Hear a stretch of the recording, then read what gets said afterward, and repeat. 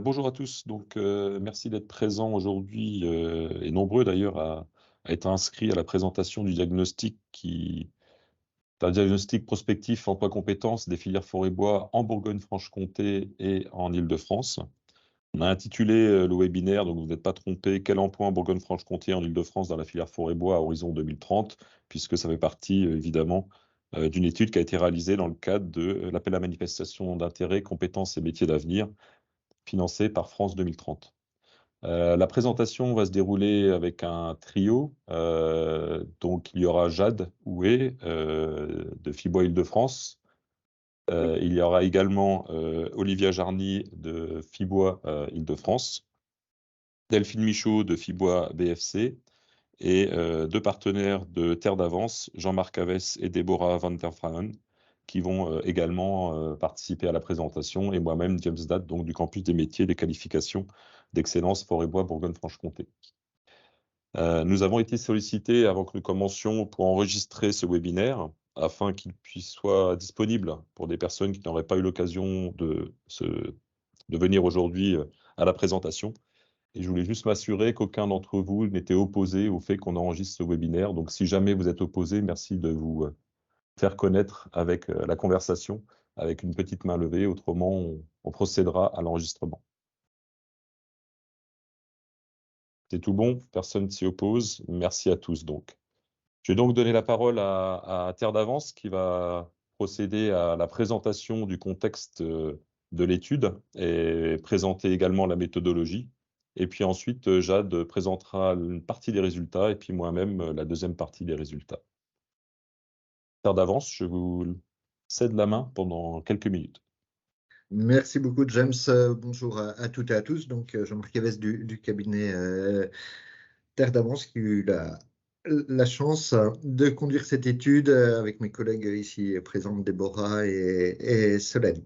Donc, une étude qui s'est conduite dans le cadre de l'appel à manifestation d'intérêt compétences et métiers d'avenir sur une période resserrée, puisqu'on a débuté le 1er février et on a déposé notre rapport final à la Banque des Territoires le 13 juillet, et qui s'est structuré autour de 3 grandes étapes. Traditionnellement, un état des lieux dynamique. Quand on dit dynamique, c'est-à-dire qu'il intégrait des caractères évolutifs, des métiers, des emplois et de la formation dans chaque segment de la filière. Ensuite, après avoir partagé, amendé ce premier état des lieux, on s'est projeté. Quel avenir pour la filière selon les scénarios, et quels impacts en termes d'emploi et compétences selon l'évolution ou les évolutions projetées de cette filière. Et enfin, et ça fait partie intégrante du travail, la dernière phase et non la moindre, a été, à partir des enjeux qui étaient issus du diagnostic et des évolutions possibles, de construire un plan d'action. Alors, traditionnellement également, l'étude a été placée sous l'égide d'un comité de pilotage composé du CMQ Forêt-Bois Bourgogne-Franche-Comté, de Fibois Île-de-France et de Fibois Bourgogne-Franche-Comté. Sur les grands temps forts de la première phase, on a vraiment posé le sujet au travers d'une analyse documentaire. L'idée était bien évidemment de capitaliser sur les travaux existants pour nous permettre, au travers d'entretiens exploratoires, on a rencontré à ce moment-là plus d'une vingtaine d'acteurs de la filière, de l'emploi, de la formation, pour serrer les problématiques. Et puis, c'était un attendu aussi de l'exercice, un gros travail d'analyse statistique pour poser un état des lieux. Ce n'est pas toujours facile quand on parle de filière, vu que la statistique publique n'est pas forcément adaptée à la reconstitution de filières. Et parallèlement à ça, on a dressé une cartographie de l'offre de formation. Voilà, et ces travaux ont été présentés d'abord au comité de pilotage, et ensuite, vous l'avez bien noté, l'étude était conduite sur 2 territoires, Bourgogne-Franche-Comté et Île-de-France. Donc, ont été constitués des comités techniques territoriaux qui rassemblaient bien évidemment les membres du comité de pilotage, le rectorat ou les académies selon les régions, des entreprises et des représentants des entreprises, les services de l'État, pour faire court. Voilà, donc fin mars 2023, on avait une base solide et partagée sur les principaux constats, sur l'évolution de cette filière et du moins sur l'état de cette filière. À partir de ces éléments-là, on a décidé de se projeter et voir essayer d'identifier quelles allaient être les grandes mutations pour les 5-7 prochaines années. Donc là, à nouveau, un gros travail de terrain au travers des entretiens d'approfondissement, à la fois avec des entreprises et dans l'entreprise, à la fois des salariés et des dirigeants, des organismes de formation, des gens en cours de formation. Donc, on a rencontré plus d'une soixantaine d'acteurs. Et ces résultats nous ont permis à la fois voilà, d'avoir des pistes d'évolution, des attentes en matière d'évolution des compétences et de construire des hypothèses qui ont été testées pour être validées quantitativement au travers d'une enquête qui a été diffusée à toutes les entreprises de la filière sur les deux régions. Donc, un taux de retour plutôt satisfaisant. On était en plein pont du mois de mai. En termes de calendrier, ce n'était pas le calendrier le plus approprié, mais contraint par les délais, on l'a maintenu coûte que coûte. On a eu plus de 160 répondants à cette enquête et elle a permis de nourrir voilà, ces projections qui ont été partagées et dessinées autour d'ateliers de scénarisation avec l'ensemble des parties prenantes à l'étude. À nouveau, phase de validation de cette étape. Et puis là, un travail plus régional, je dirais, avec des ateliers qui ont été conduits à la fois en Bourgogne-Franche-Comté et à la fois en Île-de-France autour des enjeux clés et les réponses opérationnelles, voire très opérationnelles, qui pouvaient y être rapportées.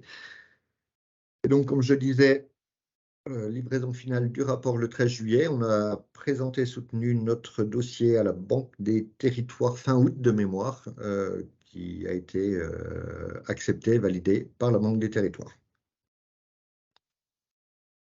Si on peut passer à la suivante, James. Alors, juste pour resituer, compétences et métiers d'avenir, ça s'inscrit dans le cadre de France Stratégie 2030, France 2030, excusez-moi. Et l'idée, c'est bien d'anticiper les mutations pour préparer notamment l'offre et l'appareil de formation aux grandes évolutions des métiers et donc des compétences à acquérir, mais vous le verrez dans les résultats de l'étude, on déborde largement en termes de plan d'action sur la simple offre de formation, parce qu'il s'il suffisait de créer de l'offre de formation pour résoudre les problèmes de recrutement, je pense qu'on avancerait beaucoup plus vite. Donc, on a une appréhension très large des enjeux liés autour du recrutement. Alors, un périmètre de l'étude qui a été évolutif. Vous étiez, quand je dis vous, c'est le comité de pilotage, étiez parti sur 3 segments de ce qu'on peut appeler une macro-filière, hein, parce que les dynamiques entre l'amont forestier, l'aval forestier et les différents segments sont quand même fortement différenciés. Donc, un point de départ qui était sur la première transformation, la seconde transformation et le bois énergie. Et quasiment à l'issue du premier comité de pilotage, la décision a été prise et validée par la Banque des Territoires d'élargir à l'amont forestier au regard de la dépendance en fait, des activités aval à la production de la ressource. Donc, au final, une étude qui s'est centrée sur 3 segments de la filière, l'amont forestier avec la sylviculture, la récolte du bois et le négoce.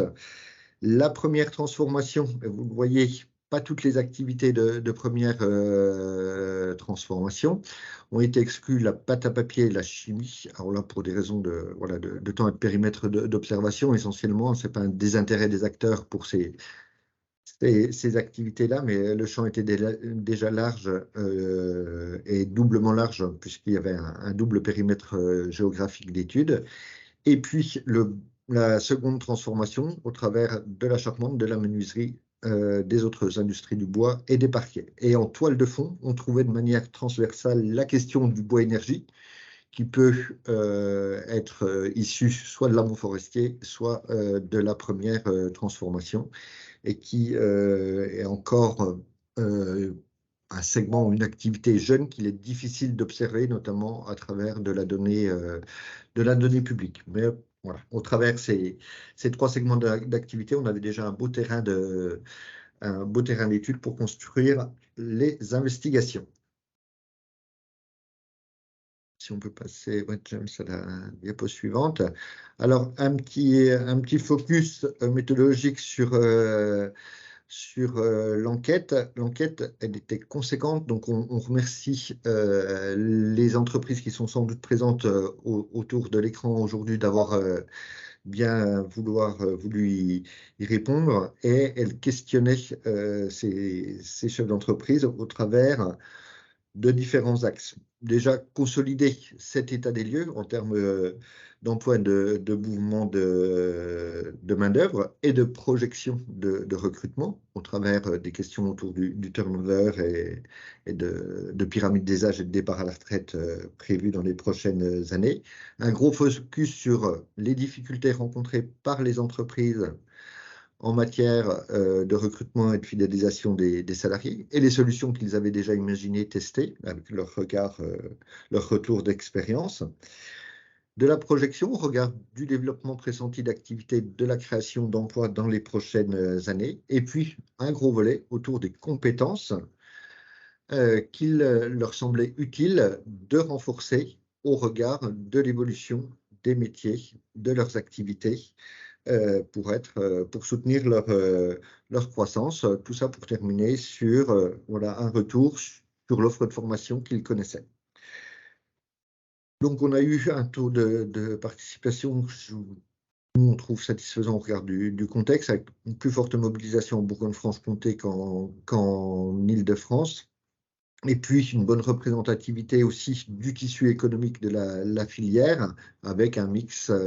Voilà, la moitié des répondants avaient moins de 10 salariés, mais qui correspond au tissu économique, mais on avait aussi des plus grandes entreprises. Donc voilà, ces résultats d'enquête ont permis de consolider à la fois l'analyse statistique, données publiques, et le volet qualitatif issu au total, on a regardé, on a rencontré plus de 130 acteurs au cours de cette étude.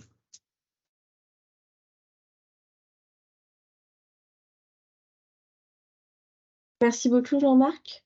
Alors maintenant, on va pouvoir passer un peu à la présentation de certains des résultats en fait, du diagnostic.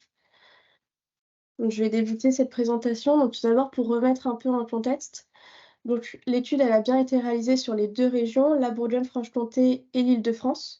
Mais le but, ce n'était pas forcément de comparer les deux régions, puisqu'on a des profils très différents, mais plutôt de se nourrir l'un l'autre, de faire des comités de pilotage entre nous pour s'entraider et voir un peu les solutions qui sont communes.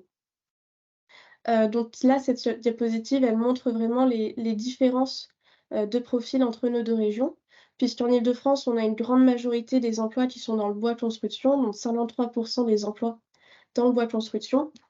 Et en Bourgogne-Franche-Comté, on a 25% des emplois dans le sciage et 17% dans l'amont forestier, alors que sur ces deux segments, la part des emplois en Île-de-France est très très faible, elle est de 5%. Donc ça montre déjà le profil au niveau des emplois qui est différent, mais on a aussi des problématiques, des enjeux qui ne sont pas forcément les mêmes. Donc en Île-de-France, on a vraiment des enjeux autour du coût du foncier qui est élevé, de la concurrence des entreprises avec les autres entreprises des territoires voisins, qui ont parfois des commandes en Île-de-France, de la fidélisation des salariés et des contraintes de production dans un environnement qui est très urbanisé. En Bourgogne-Franche-Comté, les enjeux vont être différents puisqu'on va avoir des enjeux qui sont liés beaucoup à l'amont de la ressource, donc en termes de disponibilité des ressources, surtout dans le cadre du changement climatique, de la demande des marchés nationaux et internationaux, de l'activité des scieries, l'accessibilité à l'offre de formation et le manque de main-d'œuvre disponible qui peine à combler les recrutements. Donc ça, c'est au niveau de nos profils différents. Et pour continuer un peu dans la mise en contexte, donc on a vraiment un environnement politique et économique qui est favorable au développement de la filière. Donc, par exemple, là, on peut observer qu'entre 2017 et 2019, on a déjà une augmentation des effectifs. Donc, on a une augmentation de 4% en Île-de-France sur cette période et de 2% en Bourgogne-Franche-Comté. Donc, ça montre qu'on a déjà une dynamique qui est assez favorable, assez positive à la filière forêt-bois. Cette tendance, elle est due à plusieurs facteurs. Tout d'abord, des politiques publiques qui sont en faveur du développement de la filière. Le développement de la construction en bois au-delà des maisons individuelles, c'est-à-dire dans les logements collectifs, dans la réhabilitation, la surélévation. La hausse du bois énergie, à la fois grâce à une meilleure valorisation des produits de la forêt, bois d'industrie, bois d'énergie, et aussi les réglementations environnementales et le coût plus élevé des autres énergies fossiles.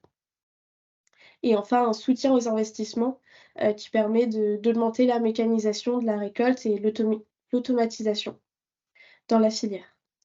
On a d'autres facteurs qui, au contraire, ils vont venir limiter le développement de la filière forêt-bois. D'une part, des facteurs de marché, c'est-à-dire, on en parle souvent, c'est l'inadéquation entre la ressource française de feuillus et les besoins pour la construction de résineux. Mais il y a aussi les difficultés d'approvisionnement, le cours rapide du marché et le manque de lisibilité sur les marchés. D'autre part, on a des facteurs plutôt économiques, donc l'augmentation des prix de l'énergie qui va augmenter les coûts de production au final des entreprises et la difficulté d'accès parfois pour les TPE et les PME qui constituent en majorité notre filière, donc la difficulté d'accès aux aides financières. Ça, c'est pour la mise en contexte, mais ensuite, à partir de cette observation sur les dernières années, il y a une projection qui a été faite, donc c'est une étude prospective pour vraiment voir comment la filière va évoluer à horizon 2030, quels vont être les besoins de recrutement, les emplois à horizon 2030. Donc pour faire cette prospection, pour faire cette projection, il y a 3 scénarios d'évolution qui ont été utilisés. Tout d'abord, le premier scénario, le scénario tendanciel. C'est vraiment la suite des facteurs qui sont actuellement en cours dans la filière. C'est vraiment la suite en fait, de la projection actuellement. Donc on a une meilleure prise en compte du besoin d'exploiter les forêts, de construire avec le matériau bois et un renforcement du tissu local économique. Donc là, c'est le scénario tendanciel, on suit ce qui se passe actuellement. On a un second scénario, le bois standardisé, qui est l'hypothèse haute. On sait dans le scénario, le bois il est fortement soutenu par les réglementations et on a des politiques publiques qui sont beaucoup plus favorables au bois de construction. Et on a aussi en fait des facteurs économiques et technologiques qui permettent vraiment la standardisation, la mécanisation, l'automatisation de l'exploitation du bois et de la construction. Enfin, le troisième scénario, priorité à la sobriété, qui est en revanche l'hypothèse basse en fait. Donc c'est un peu l'idée de la forêt sous cloche, puisque c'est une situation dans laquelle la pression sur la ressource est très forte. Donc les risques climatiques, sanitaires, ils augmentent et ils risquent de dépérir la forêt et ses fonctions. Donc la réglementation va devenir beaucoup plus contraignante et va entraver l'exploitation du bois et au final la construction par la suite. Donc les 3 scénarios, ils ont été utilisés dans la projection, mais les scénarios 2 et 3 sont vraiment des extrêmes et ne sont pas forcément les plus réalistes. Pour l'instant, on pencherait plutôt vers le scénario 1, c'est celui qu'on est en train de suivre actuellement, voire se rapprocher un peu du scénario 2, donc le bois standardisé. Mais pour la suite des présentations des résultats, on va vraiment se baser sur le scénario 1. Donc là, à partir de ces projections avec les 3 scénarios, on a pu estimer un peu les besoins de recrutement, quels vont être les emplois d'ici à 2030 en Île-de-France et en Bourgogne. Donc là, si on regarde pour l'Île-de-France, par rapport au scénario 1, donc on aurait des besoins d'ici à 2030, c'est-à-dire pour la période vraiment actuellement jusqu'à 2030, de 4 542 recrutements pour tous les segments de la filière. enfin les scellements qui ont été considérés dans l'étude, donc amont forestier, sciage et travail du bois et bois de construction, et en prenant en compte la création nette d'emplois, les départs à la retraite et les salariés qui décident, pour certaines raisons, de quitter la filière et d'aller autre part. Donc on a vraiment ce besoin de 142 recrutements, et si on regarde au niveau du besoin annuel, on aurait un besoin annuel de 377 recrutements, avec une très grande majorité dans le bois de construction, puisqu'on a 301 recrutements annuellement sur 377 qui sont dans le bois de construction. La même chose, mais pour la Bourgogne-Franche-Comté. Donc, si on regarde le scénario 1, le scénario tendanciel, on a un besoin d'ici à 2030, donc juste en 2030, de 4586 recrutements, toujours sur les 3 segments de la filière considérés et en prenant en compte création nette d'emplois, départ à la retraite et salariés qui quittent la filière. Si on regarde les besoins annuels, donc on a un besoin annuel de 417 recrutements chaque année pour toute la filière, avec une répartition plutôt homogène entre les 3 segments de la filière qui sont considérés, donc l'amont, le sciage et le bois de construction, pour la Bourgogne-Franche-Comté. La question c'est, est-ce qu'on va réussir à combler ces besoins de recrutement? Est-ce qu'on va réussir à recruter assez? Alors pour l'instant, ce qui a été constaté, c'est qu'on a déjà des tensions de recrutement qui risquent donc de s'accentuer. Donc là, ces données sont d'après l'enquête BMO, l'enquête besoin en main-d'œuvre de Pôle emploi. Donc en Île-de-France, tous les métiers sont en tension de recrutement. Donc on a 41,7% minimum de difficultés de recrutement, c'est-à-dire que 41,7% des recrutements sont jugés difficiles par les employeurs sur ces métiers. Les métiers qui sont particulièrement en tension en Île-de-France, donc on va vraiment voir les plus grandes tensions, on a plus de 70% de difficultés de recrutement. C'est ouvrier qualifié du travail du bois, menuisier et ouvrier de l'agencement, technicien du bois, chef de chantier et ingénieur du BTP.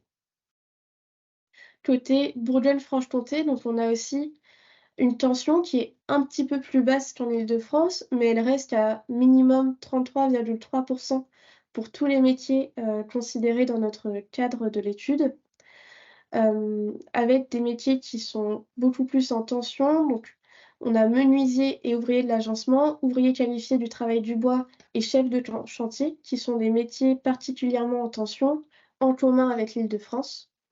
Et ensuite, la Bourgogne-Franche-Comté a aussi des fortes tensions sur les charpentiers bois et sur les bûcherons sylviculteurs.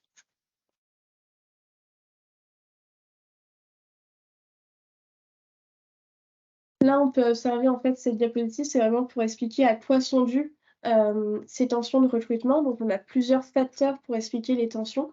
Tout d'abord, tout simplement, en fait, le nombre insuffisant de candidats. Donc, on n'a pas assez de candidats dans les métiers du bois. Notamment dans le bois de construction et encore plus en Bourgogne-Franche-Comté où le vivier de candidats est déjà trop faible. Ensuite, on a les conditions de travail qui jouent sur les tensions de recrutement puisqu'elles sont souvent perçues comme contraignantes, fatigantes, pénibles, dangereuses. Donc ça ne va pas forcément attirer beaucoup de candidats pour ces métiers.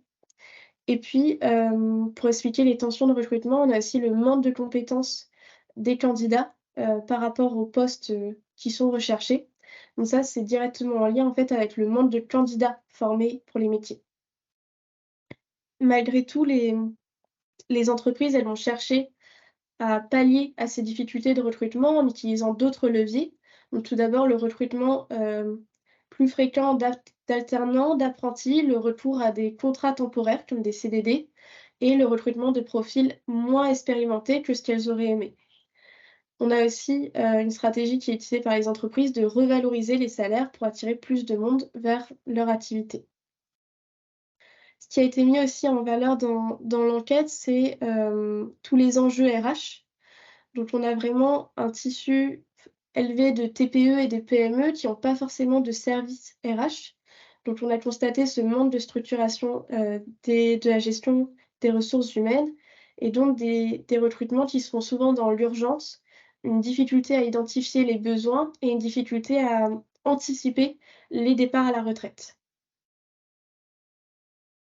Pour expliquer toutes ces tensions, en fait, ce qui est directement derrière, c'est l'attractivité des métiers qui va être un enjeu clé pour répondre aux difficultés de recrutement, puisque là, en ce moment, la filière forêt-bois manque d'attractivité auprès des publics en reconversion, mais aussi des plus jeunes. Et ça, c'est parce que nos métiers pâtissent directement de représentations négatives, donc liées à la dangerosité, à la pénibilité. C'est des métiers qui ne sont pas encouragés dans les choix d'orientation, que ce soit par les professeurs ou par les parents, et des métiers qui souffrent d'une forte méconnaissance. Donc, par exemple, on n'a pas forcément conscience de la mécanisation et l'automatisation qu'il y a dans la filière.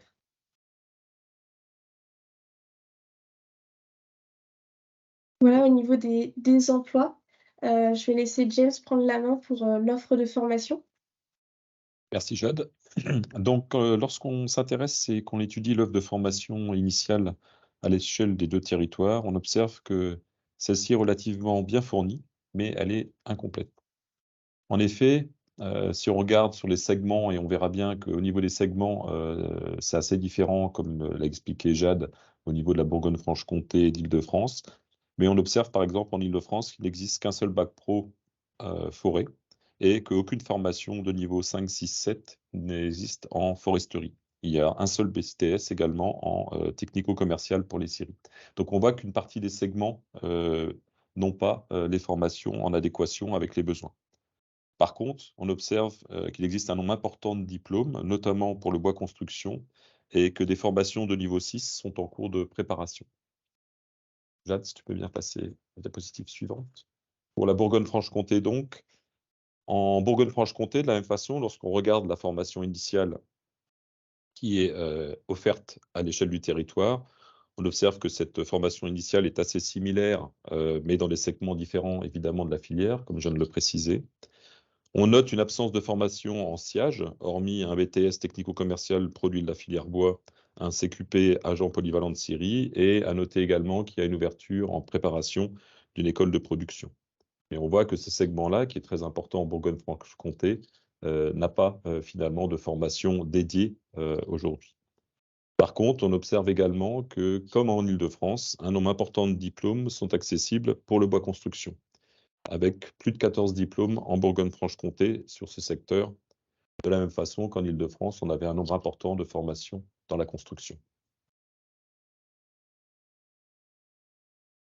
La diversité donc de l'offre de formation initiale qu'on a pu voir, elle va avoir un impact différent lorsqu'on regarde les effectifs selon le niveau de diplôme. Alors, comme on peut le voir sur ces graphiques, on a en Île-de-France une augmentation relativement continue depuis 2018 jusqu'en 2021 des effectifs globaux dans la filière forêt-bois. À l'inverse, ces chiffres stagnent plutôt en Bourgogne-Franche-Comté. En Île-de-France, on observe donc une augmentation des effectifs des CAP, mais une baisse des bacs pro durant cette période. Et on voit une évolution marquée des diplômes du bois construction. Mais par contraste, on observe également des effectifs réduits sur l'amont forestier. Donc on voit bien une fois de plus que les segments n'ont pas évidemment subi le même impact de l'évolution des effectifs. On observe également que certains diplômes nouveaux viennent se nourrir sur les effectifs dans les 2 régions. Ainsi, l'ouverture d'un BTS situ des réalisations d'agencement a pu absorber finalement une partie des effectifs. On ne voit pas l'impact en Bourgogne-Franche-Comté, puisque comme je l'ai dit, c'est juste un flux d'étudiants d'une formation vers une autre. Et de la même façon, en Île-de-France, ce sont des choses qu'on observe. Malgré l'augmentation donc des effectifs qu'on a pu observer en Île-de-France et la stagnation ou une légère augmentation des effectifs également en BFC, on voit que les projections montrent clairement que ceux-ci seront particulièrement insuffisants pour répondre aux besoins d'emploi en 2030. En Île-de-France, les besoins en recrutement ne seront couverts qu'à hauteur de 68% par la formation initiale, alors qu'en BFC, ce taux est encore plus bas puisqu'il atteint 42%. Donc on voit bien qu'aujourd'hui, si on se projette à 2030, les effectifs qui aujourd'hui sont les flux d'étudiants qui passent à travers nos formations sont largement insuffisants pour couvrir le besoin du marché. On identifie également que certains métiers seront peu couverts par la formation, notamment ceux de monteurs, agenceurs et poseurs ou d'acheteurs pour Île-de-France, et en Bourgogne-Franche-Comté également des opérateurs forestiers, puisqu'on sait bien que le segment sylviculture est en grosse difficulté de recrutement en Bourgogne-Franche-Comté.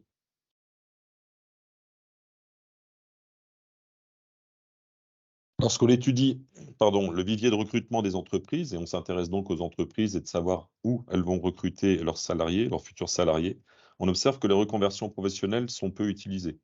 C'est donc une filière qui a un recours relativement faible aux reconversions professionnelles. On observe par exemple que cette pratique va concerner une entreprise sur deux en IDF, et en Franche-Comté, seulement 13% des entreprises de l'amont forestier, 20% pour le bois construction et 30% pour la première transformation. On voit bien donc que le recours à la reconversion professionnelle n'est pas quelque chose qui est démocratisé à l'échelle de la filière. Ces reconversions vont malgré tout vont être accompagnées par une offre de formation relativement diversifiée, comme on peut le voir ici, notamment sur les 3 segments de formation et de la filière. À noter également qu'il y a des projets en cours pour le bois énergie en Île-de-France qui n'existent pas aujourd'hui en BFC. Jade, si tu veux bien passer à la diapo d'après, merci.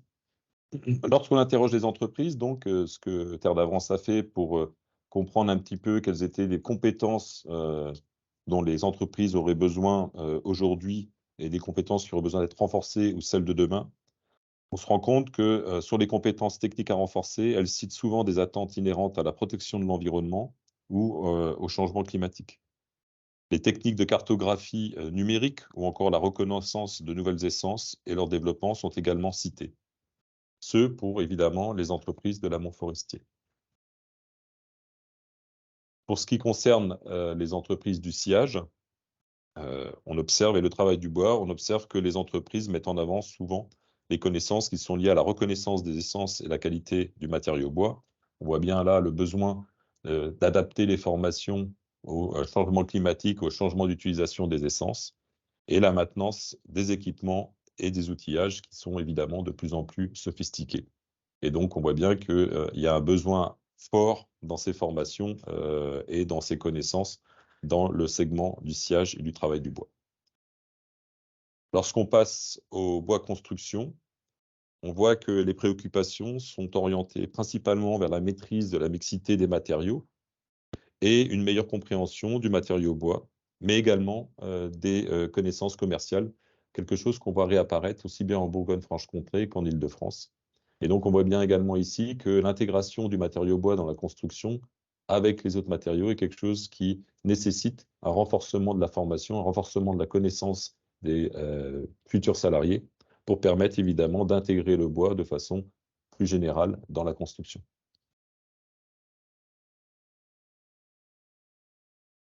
Alors, lorsqu'on interroge des entreprises sur le cadre qui est utilisé, évidemment, pour la formation continue, puisque c'est important de comprendre comment les entreprises ont accès à la formation continue, comment est-ce qu'elles l'utilisent dans leur entreprise, on observe qu'elles ont un faible recours à la formation continue et que souvent celle-ci est principalement abordée via la formation en interne. C'est une problématique qui a été soulevée aussi bien en Bourgogne-Franche-Comté qu'en Île-de-France. Et donc, on voit bien que même si les entreprises ont recours à la FEST, la formation en interne et l'intervention d'experts ou le partage d'expertise entre les entreprises sont les 3 moyens majeurs, entre guillemets, d'avoir recours à la formation continue. On observe aussi que les sujets abordés lors de ces formations sont assez divers. Pour autant, ils peuvent être techniques, de compétences transverses ou des nouveaux outils, mais on retrouve souvent des formations réglementaires, ce qui a tendance évidemment à montrer la difficulté aujourd'hui pour les entreprises d'avoir recours à d'autres types de formations continues pour pouvoir aborder d'autres sujets que les questions réglementaires qu'elles doivent traiter en urgence. Si on recense maintenant les besoins spécifiques des entreprises sur les 3 segments de filière, comme on peut le voir sur cette diapositive, on voit que sur l'amont forestier, les enjeux se situent plutôt sur les sujets des nouvelles techniques de coupe et la pédagogie de la communication vers le grand public et les propriétaires. On voit que c'est un sujet qui est assez récurrent sur l'amont forestier, la problématique de la multifonctionnalité de la forêt et comment traiter ce sujet lorsqu'on est dans une entreprise de travaux forestiers et qu'on est en contact avec le grand public. Pour le sciage et le travail du bois, cela concerne plutôt l'utilisation des nouvelles machines de production ainsi que les réglementations. Et pour ce qui est du bois construction, cela concerne plutôt la réglementation et la modélisation numérique. Donc on voit ici l'apport important dans l'utilisation des nouvelles technologies et du numérique dans le bois construction. Pour autant, malgré évidemment ces sujets avérés, il y a de nombreux freins à la formation continue qui existent encore aujourd'hui.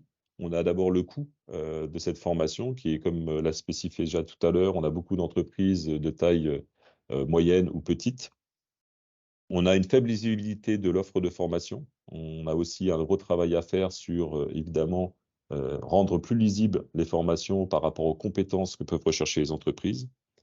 Et puis, on a évidemment l'impact, puisqu'on a parlé de TPE et PME, on a l'impact évidemment de l'interruption de l'activité d'un salarié sur l'activité de l'entreprise lors de, évidemment, sa formation.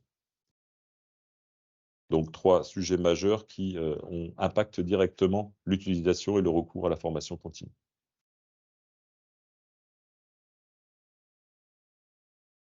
Jade, se laisse reprendre la main. Oui, très bien, merci beaucoup.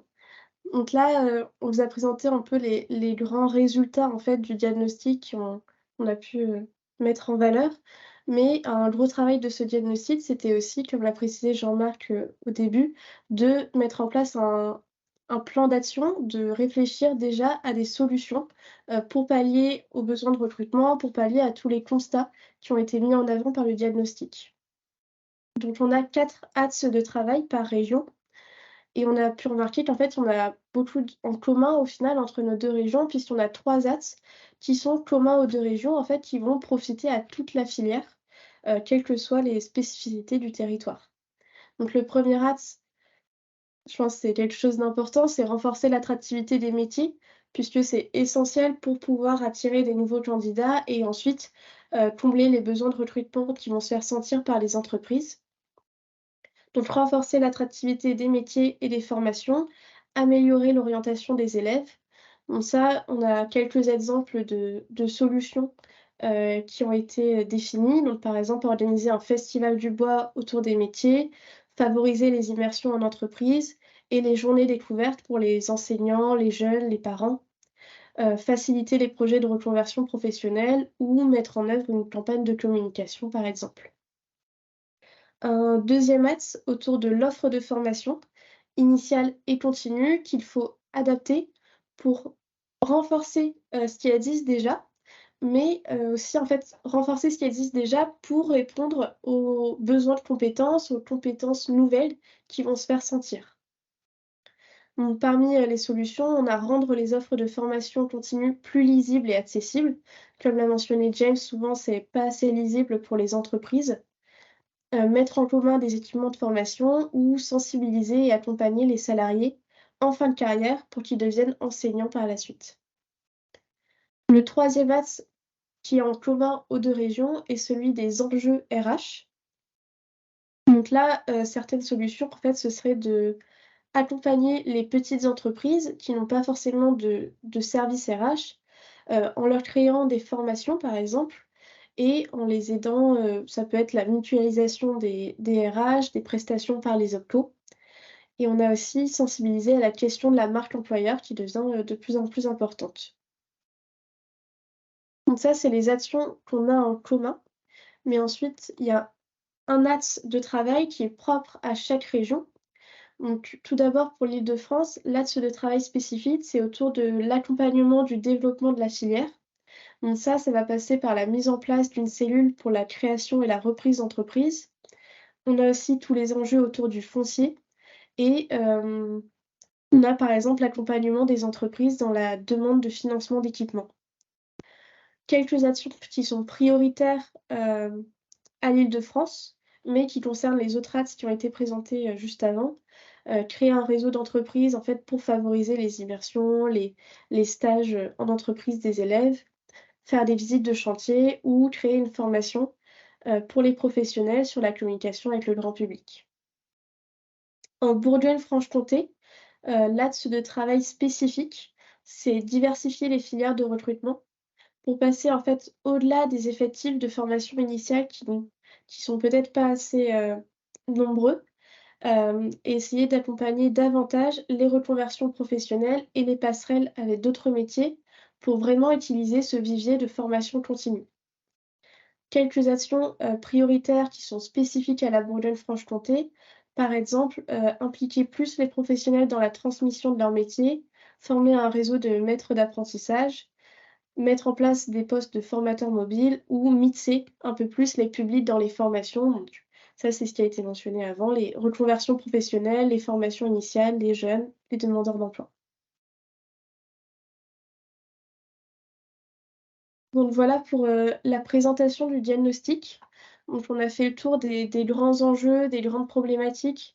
On a d'abord présenté donc, la méthodologie, puis les grands résultats et quelques exemples d'actions et les axes de travail qui ont été mis en valeur par le diagnostic pour les 2 régions. Donc je vous remercie grandement de votre attention. Donc en bas sur cette diapositive, vous pourrez découvrir le rapport complet du diagnostic. Si vous souhaitez lire le rapport complet, il y a aussi la synthèse qui est disponible. À la suite du webinaire, je vous enverrai la diapositive là qu'on a présentée et aussi le rapport et la synthèse si vous souhaitez la lire. Maintenant, c'est un temps qui est vraiment consacré aux questions-réponses, donc n'hésitez pas je vais débloquer vos micros. Donc soit vous pouvez lever la main et prendre la parole, soit vous pouvez poser vos questions dans le chat, dans la conversation. Merci à tous. Jade, avant Oui. de débloquer les micros, il y a des questions qui ont été posées le long, Mais on peut dans la peut-être déjà conversation, poser, peut-être y répondre avant, dans la Oui, logique. tout à fait. Alors. Il y avait une première question, je pense qu'on peut y répondre, c'était sur la question pour laquelle on s'était arrêté sur le segment de filière, enfin les segments de filière qu'on avait choisis, notamment la question de l'emballage et de la deuxième transformation. Donc ça a été quelque chose qui a été discuté longuement entre les différents membres des comités de pilotage. Initialement, la commande qui avait été passée, enfin le dossier pardon, qui avait été déposé à la Caisse des dépôts dans le cadre de la MICMA ne concernait que la construction, comme l'a rappelé Jean-Marc Avez, que la construction et la première transformation. On a ensuite décidé, suite aux différents comités de pilotage sur les 2 régions, d'inclure, comme l'a reprécisé Jean-Marc, d'inclure l'amont forestier, puisque ça nous paraissait impossible de ne pas l'inclure dans les problématiques qu'on allait aborder. Et il a fallu faire un choix. C'est un choix qui a été, c'est un arbitrage qui a été compliqué. Pour autant, il y avait l'opportunité également que d'autres études étaient en cours sur la deuxième transformation. Et donc, on a considéré que ce serait un sujet qui serait traité à part. Donc voilà, ça a été, c'est une question d'arbitrage, une question de périmètre, une question de temps. Il a fallu qu'on se concentre sur la première, enfin sur les 2 segments ou 3 segments, ça dépend comment vous les séparer, qui ont été présentés aujourd'hui. Enfin, il y a une question aussi que j'ai vu passer, une des premières questions qui était sur le nombre de participants interrogés dans le cadre de l'étude. Peut-être qu'on va laisser Terre d'Avance répondre à celle-ci, si vous voulez bien. Oui, en fait, l'étude elle a été relayée par différents réseaux. Donc, vous donner un taux de réponse exact, ce serait purement imaginatif de ma part. Sur la base du premier fichier qu'on avait identifié, on estime qu'on est à en gros 15% de taux de réponse à l'enquête. Je vous dis avec le bémol ou le delta que voilà, les FEDE, les organisations professionnelles ont relayé sans nous donner la liste exhaustive des personnes à qui ils avaient adressé l'enquête. Donc, je ne peux pas vous répondre de manière très précise sur le sujet. Côté Île-de-France, voilà, c'est vrai qu'on a relancé à tout notre réseau en fait d'entreprises et en plus on a utilisé d'autres canaux pour transmettre l'enquête, donc on ne sait pas exactement à combien de personnes ça a été transmis exactement. À préciser aussi, je ne sais pas si ça a bien été compris par tout le monde. Donc il y a eu cette enquête qui a été lancée via mail et il y a également eu des entretiens ciblés sur des entreprises ou des secteurs, en tous les cas, qui faisaient partie des secteurs qu'on souhaitait vraiment voir positionnés sur le diagnostic. Donc, c'est vrai que c'est assez compliqué de donner un chiffre global. On pourrait trouver le chiffre global de toutes les personnes qu'on a interrogées, il serait assez élevé. Je pense que ce qui est plus intéressant, c'est peut-être le taux de réponse qui est relativement correct pour le temps qui était accordé pardon, le temps qui était accordé pour l'étude. Voilà. J'espère qu'on a répondu à votre question. Déborah me corrigera, mais je crois qu'on a Au total, si on prend les entretiens de cadrage, les entretiens d'approfondissement, les ateliers, on a eu plus de 145 acteurs, c'est ça, Déborah? Je crois qu'on avait quelque chose comme 80 structures, mais parfois dans une structure, on rencontrait et les salariés et les chefs d'entreprise. Donc on doit être autour de ça.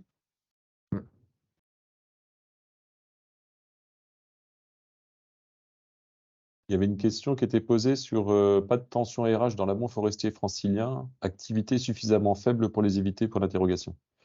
Je vous laisse IDF répondre à cette question. Oui, bah, enfin, les tensions RH, elles se font ressentir dans toute la filière, que ce soit le bois de construction, mais aussi l'amont, puisqu'on a des petites entreprises qui constituent l'amont forestier. Donc, on a quand même des tensions RH dans l'amont forestier, mais c'est vrai que leur activité, elle est moindre comparée en Bourgogne-Franche-Comté. Mais par exemple, pour avoir pu rencontrer des entreprises, c'est vrai qu'il y a la question aussi des recrutements qui sont difficiles, d'avoir recours peut-être à des formations en interne. Beaucoup d'entreprises font ça, donc il y a cette anticipation des besoins et des départs à la retraite qu'il faut faire et qui peut être difficile. Donc on a aussi des tensions en RH dans l'amont et dans l'aval de la filière.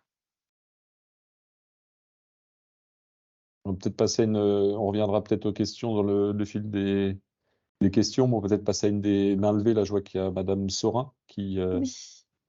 souhaitait Hop. poser une question. Donc Madame Sora, vous pouvez désactiver votre micro. C'est bon. Oui, bonjour à tous. Un grand merci déjà pour cette enquête et puis pour cette présentation qui est très claire, qui est synthétique et claire également. Alors moi pardon, je ne me suis pas présentée, je suis inspectrice en charge de la filière bois sur l'Académie de Paris. Et donc je suis très intéressée par certains éléments là que vous me retournez, notamment sur les besoins en compétences des entreprises. Là-dessus, j'ai 2 questions. Vous avez parlé du manque de compétences des candidats formés. Je voudrais savoir si ces compétences qui manquent sont plutôt d'ordre technique ou d'ordre transversal. On entend souvent les entreprises nous faire part du fait qu'ils savent former aux compétences techniques, mais qu'ils ont besoin de candidats qui soient capables de se lever le matin, qui soient motivés dans l'entreprise, qui soient capables de répondre à un client, etc. Donc, je voudrais savoir est-ce que ça rejoint ce discours qu'on entend bien souvent et qu'on entend pleinement et qu'on comprend. Première question. Et puis la deuxième question concerne la modélisation numérique. Vous avez repéré ça également dans les besoins des entreprises, sachant qu'on intègre aujourd'hui dans tous les diplômes du bâtiment, y compris en CAP, le travail avec une maquette numérique. Quand vous écrivez modélisation numérique, est-ce que vous parlez du BIM? Ou est-ce que vous parlez d'une phase qui serait un peu plus, savoir utiliser une maquette BIM, ou bien est-ce que vous vous référez plutôt à une phase un peu plus ultérieure dans le processus relatif à la FAO? Est-ce que vous pouvez préciser également ce que vous mettez derrière la modélisation numérique? Merci.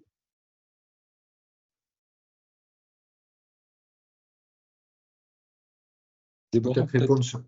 allez-y, James. Non, j'allais vous demander si vous vouliez répondre en premier lieu ou pas. Ok.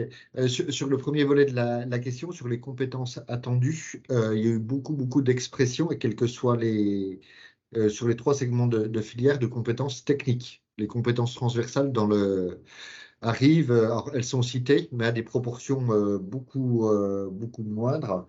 Voilà, si je prends par exemple l'amont forestier, un tiers des entreprises attendaient un renforcement des compétences liées aux matériaux bois, quand seulement 8% disaient qu'elles voulaient un renforcement des compétences transversales. C'est vraiment à titre illustratif, mais on retrouve un peu ce rapport sur les 3 filières.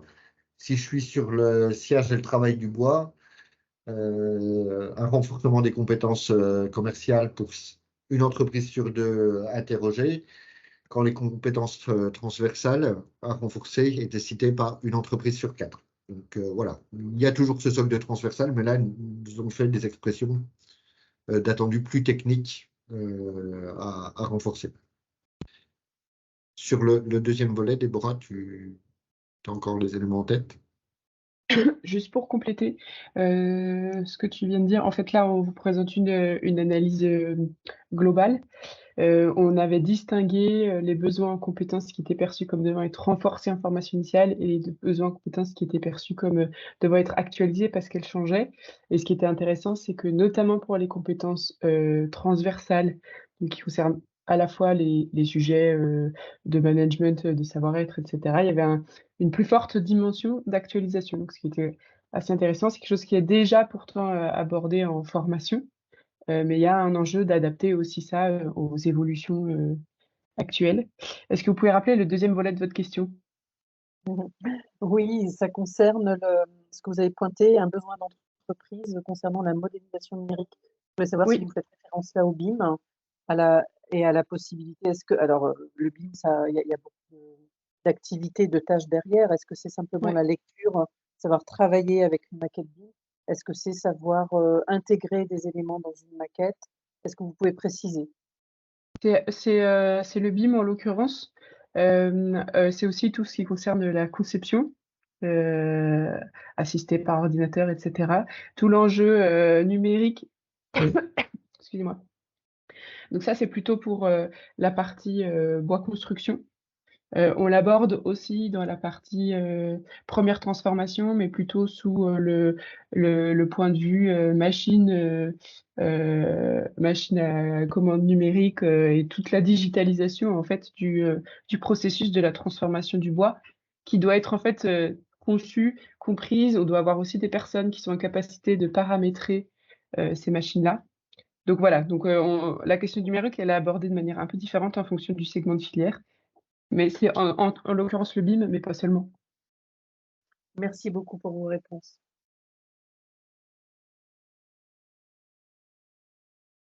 Alors, il y a un autre participant, donc Daniel. Je vais autoriser votre micro et vous pouvez prendre la parole pour poser votre question. Bonjour à tous, vous m'entendez? Oui, très bien. Daniel Kelbazin, donc je suis directeur adjoint du CFPPA forestier à Velay à Étang-sur-Arroux. Malheureusement, j'ai 34 ans de pratique dans ce centre de formation, notamment sur la formation continue, et puis le SAV comme un mot que j'emploie un petit peu de façon très, très vulgaire, je m'en excuse. Simplement, donc, bien vous remercier par rapport à cet état des lieux que vous avez fait. Mais vous dire aussi qu'on n'est pas resté sur notre chaise durant ces 30 années qui correspondent à la création du CFPPA. Il y a eu des tas de choses qui ont été faites. Delphine de Fibois pourra comment dire, conforter mes propos. On a fait des matinales, on a fait des salons Euroforest. Natacha a passé son temps à aller voir les collèges. Et tout ça, on n'arrive toujours pas à alimenter. Je parle sous le nom de la formation continue. On a aussi un autre constat, c'est que le vivier se rétrécit. On est face à une baisse démographique très importante, donc ça c'est pour la part lycée, mais derrière tout ça, au niveau des demandeurs d'emploi, on a de moins en moins de demandeurs d'emploi mobilisables dans les agences pour des raisons toutes simples, c'est que toutes les filières recrutent.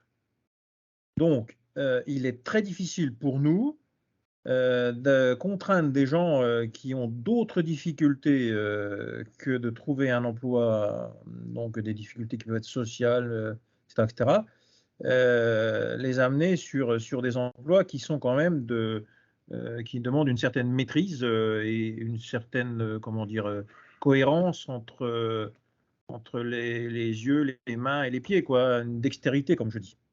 Par rapport à tout ça, donc le vivier est rétréci. Dans un même temps, on a fait des choses. Le Conseil régional Bourgogne-Franche-Comté a acheté des formations continues dans le domaine du sciage du bois. Et ça fait 4 ans que j'essaie de mettre en place une opération pour 6 personnes à Chamblay dans le 39, et je baisse les bras, je n'y arrive pas. Et j'ai la même chose dans le Grand Autunois.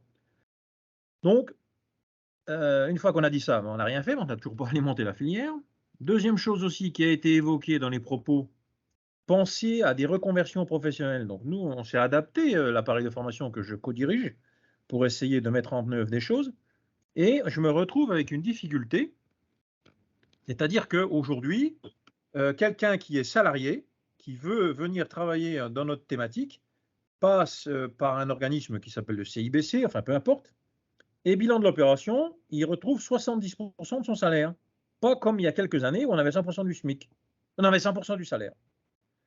Donc ces difficultés couplées les unes par rapport aux autres font que on va pas pouvoir alimenter les chiffres qui ont été énoncés. Alors j'ai une autre piste, et là je pense qu'il faudra que la profession nous soutienne. Je l'ai déjà fait il y a quelques années, c'est travailler avec des gens sous protection internationale qui m'ont donné toute satisfaction lorsque j'ai mis en œuvre des opérations de formation. Donc voilà ce que je voulais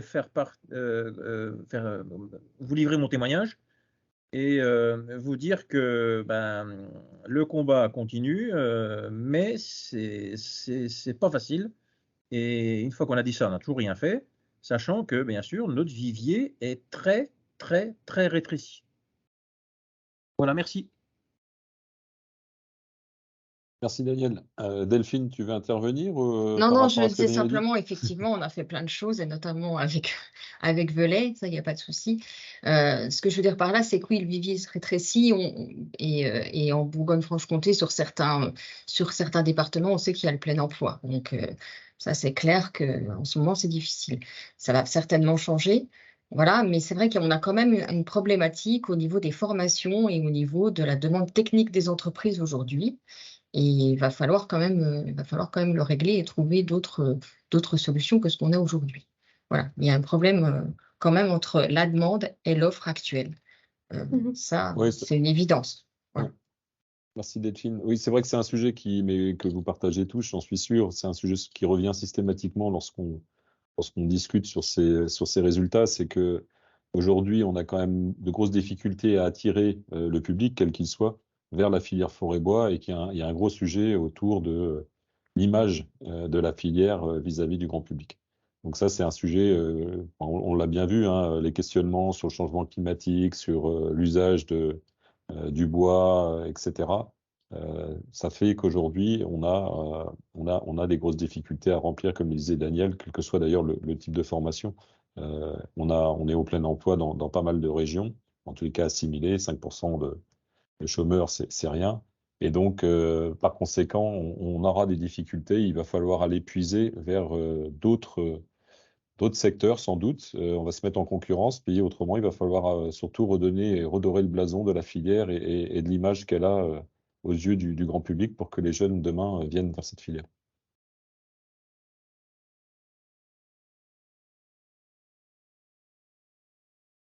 On continue à répondre aux questions, Jade, peut-être? Oui. Est-ce qu'il y a d'autres questions qui veulent être dites à l'oral? Est-ce que d'autres personnes veulent prendre la parole?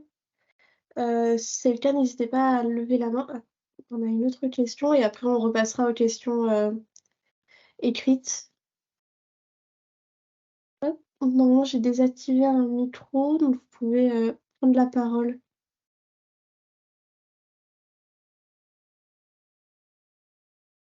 Monsieur Mestre, de la DRAF Boulogne-Franche-Comté, normalement, vous pouvez prendre la parole. J'ai débloqué votre micro, donc vous pouvez le désactiver.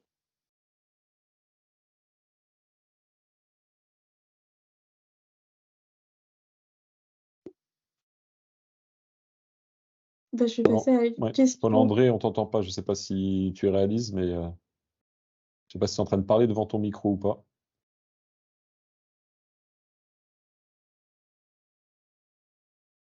J'ai vu qu'il y avait Pierre Adami qui demandait aussi la parole de la DRAF BFC, donc on peut peut-être voir si... Ah non, là c'est la DRAF BFC que je viens de débloquer le micro, mais du coup ça n'a pas l'air d'aller. J'ai débloqué le micro de Laurence. Vous pouvez prendre la parole. Oui, bonjour, merci beaucoup. Donc Laurence Boulac, moi je suis chargée de mission à la direction de la formation des demandeurs d'emploi au Conseil régional de Bourgogne-Franche-Comté. Et bon, j'avais mis quelques questions dans le fil de conversation, mais puisque les micros peuvent être ouverts, autant que je les pose oralement. Moi, il y a plusieurs choses sur lesquelles je voudrais rebondir par rapport à ce qu'a dit Daniel Klier-Baza notamment et Monsieur Datt. Sur l'image des métiers, je voulais savoir s'il y avait un travail qui allait être engagé justement pour pour l'attractivité et pour casser cette image des métiers de la forêt qui ont toujours une image de métier très physique, très difficile, etc. Moi, ce que je trouve dommage, c'est qu'effectivement, les personnes ont encore des images des métiers tels qu'ils étaient il y a 30 ou 40 ans. Et je pense qu'il y aurait peut-être un travail de communication à faire parce que maintenant, il y a des nouveaux outils, du nouveau matériel. On en parlait en réunion dans le cadre du COPA mardi. Notamment, Monsieur Dat avait abordé le sujet avec du matériel maintenant dans les séries, c'est beaucoup du numérique, etc.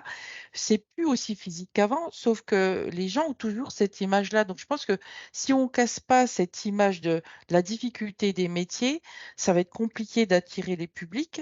Et je trouve que c'est dommage. Il y a aussi quelque chose qu'on n'entend jamais ou rarement évoqué, c'est que le fait, quand on rentre par exemple dans une série ou dans une autre entreprise, les gens aussi l'appréhension de dire oui, mais si je rentre sur ce poste-là, je vais rester toute ma carrière sur ce poste.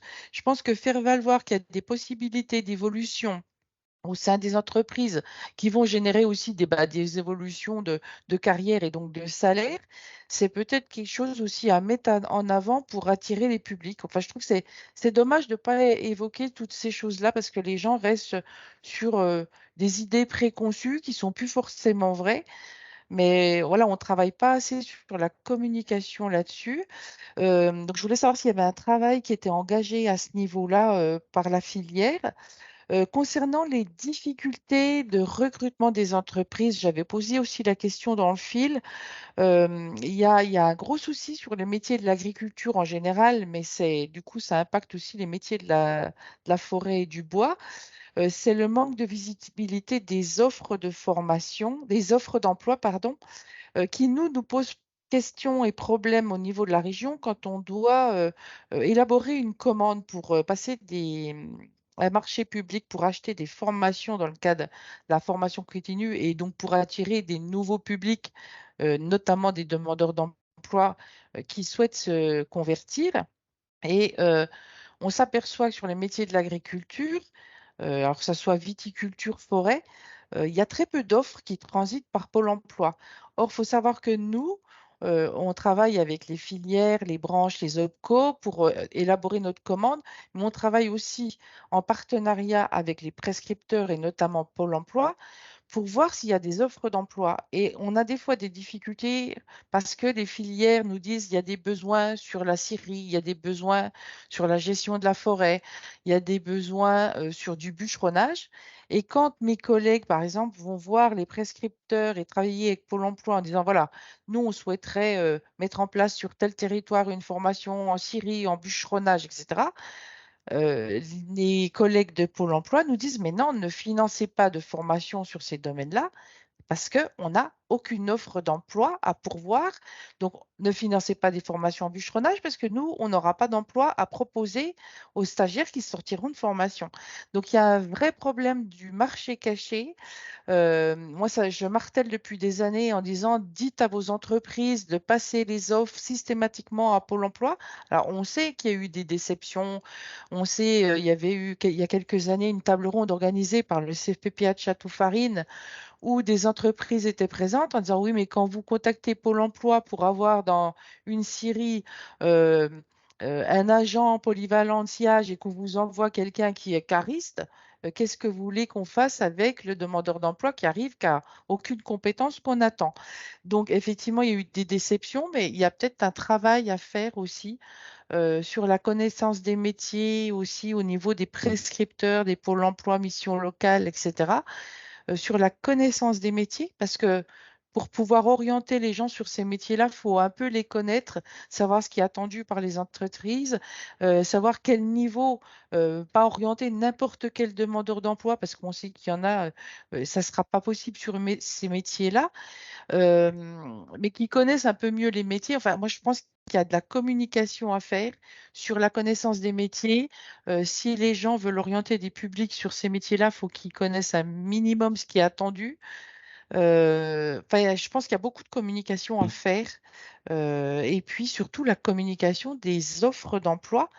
Nous, ça nous pose vraiment problème quand on doit faire une commande parce que entre ce que nous dit la profession, la filière et ce que nous disent les pôles emploi en disant bah non, on n'a pas d'offre, c'est compliqué après de dire est-ce qu'on met en place une formation, est-ce qu'on finance quelque chose pour attirer des demandeurs d'emploi sur le métier? On n'y arrivera pas. C'est un sujet. Ouais, Oui, je vais me permettre je parce que. Oui, il n'y a pas de souci. peux répondre pour la question sur le Pôle emploi parce qu'au Oui. niveau national, on est en train de, on travaille sur la bourse à l'emploi qui existe, qui a cette fonction-là. Et on est en train de signer des partenariats. Donc, on vient de signer un partenariat avec l'ONF pour que les offres de l'ONF apparaissent sur cette bourse à l'emploi. Et on est en train également de travailler avec Pôle emploi pour créer aussi un partenariat. Donc, ça permettra d'avoir les offres de la bourse à l'emploi qui est spécialisée dans la filière bois qui apparaîtront sur les sites de Pôle emploi. Voilà, on est en train de travailler là-dessus. Alors, c'est un travail de longue haleine. Donc, c'est peut-être pas pour demain, mais en tous les cas, on y travaille. On a toujours eu cette difficulté-là. On le sait, on a déjà parlé avec Madame Laurence Boulacorny de cette difficulté d'entrer en contact avec Pôle emploi. On y arrive mieux là depuis quelques années, donc voilà, on y travaille et on va le faire. Sur l'attractivité, je vais laisser James répondre sur ce sujet-là, puisqu'il y a des projets.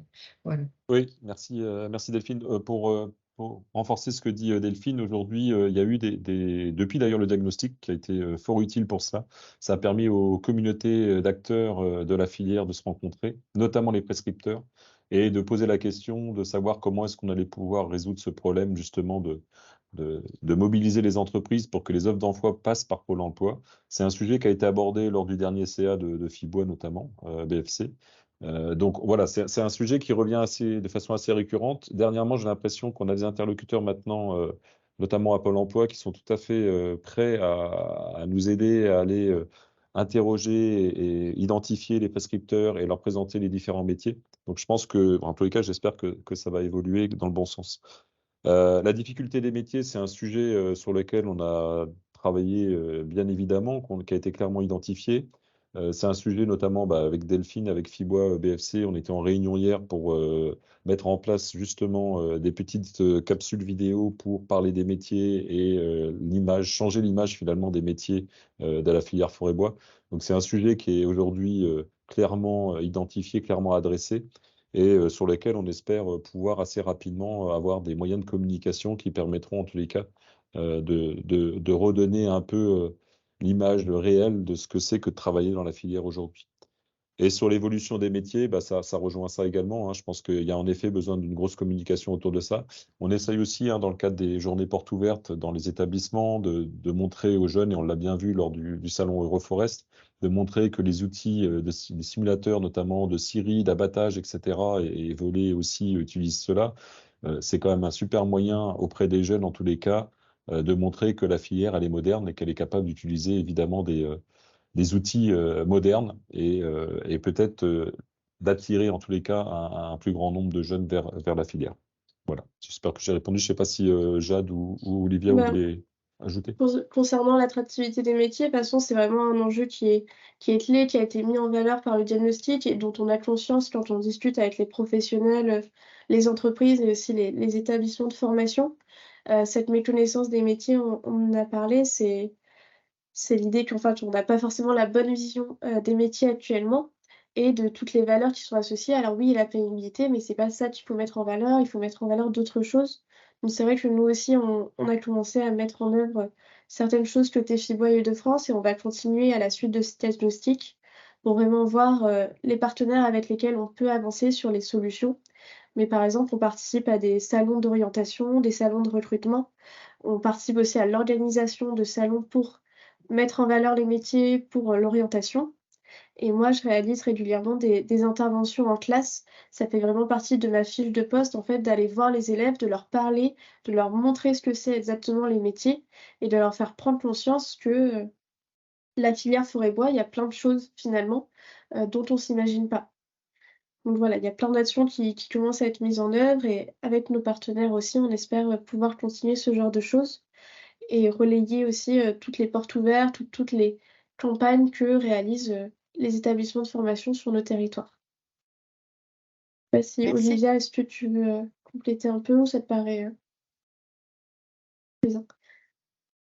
Non, ça me paraît bien en effet. Et je ne sais pas si tu as évoqué déjà le site métier forêt-bois aussi, hein, qu'on anime au niveau de toute la filière, voilà, qui permet vraiment de regrouper c'est un agrégateur en fait, hein, d'offres d'emploi qui sont déposées sur différents sites et qui permet vraiment d'avoir une visibilité par région et par métier de toutes les offres d'emploi ou d'alternance d'ailleurs qui existent sur tous les métiers de la filière. Donc voilà, il y a vraiment un outil qui existe, qui est performant.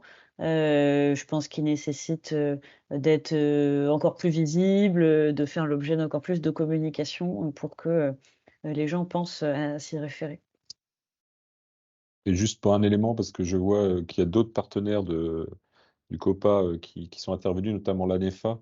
L'ANEFA rappelle qu'ils ont aussi, l'ANEFA BFC a aussi la possibilité et rediffuse finalement les offres d'emploi et se propose évidemment de rencontrer les partenaires pour favoriser évidemment la diffusion des offres d'emploi pour éviter les problématiques que l'on a abordées avec le Conseil régional de Bourgogne-Franche-Comté.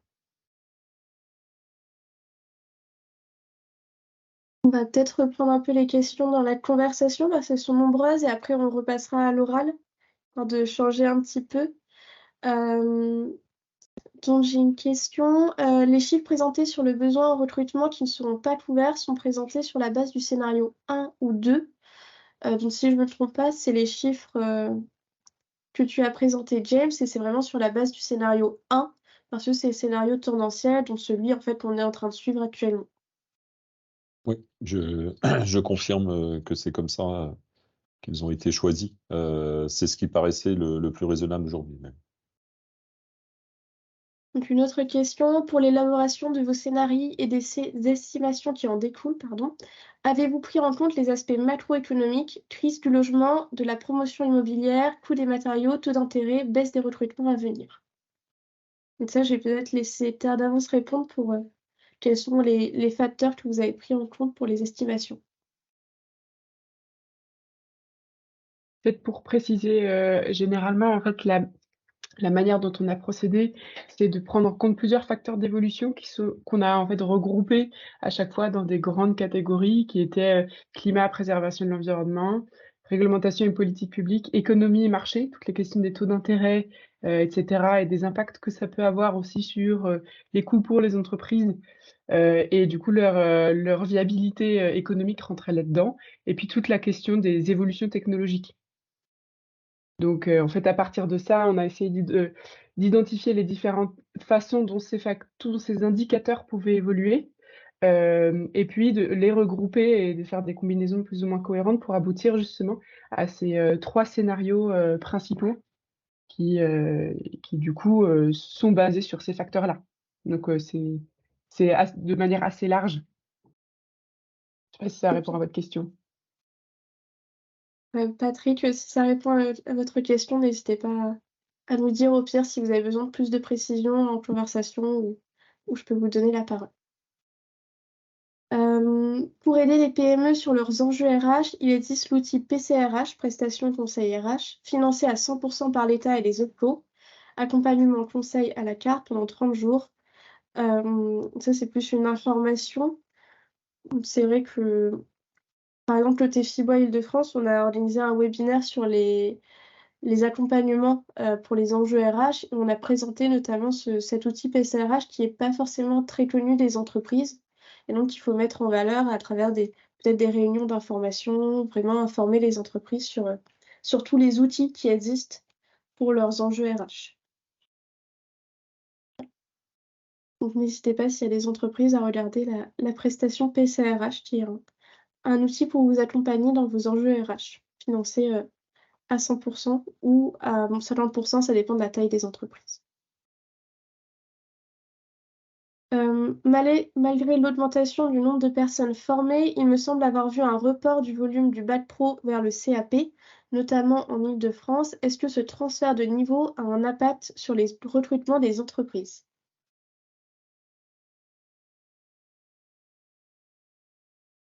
Alors, On peut dire que c'est une bonne question, mais après, ouais. je ne sais pas si on est capable d'y répondre. Je suis pas convaincu que les données actuellement de l'étude permettent de répondre à ce genre de choses, parce qu'il faudrait interroger les entreprises pour savoir si elles-mêmes ont finalement basculé ou au contraire arrêté de recruter parce que le niveau n'était pas celui qu'elles recherchaient.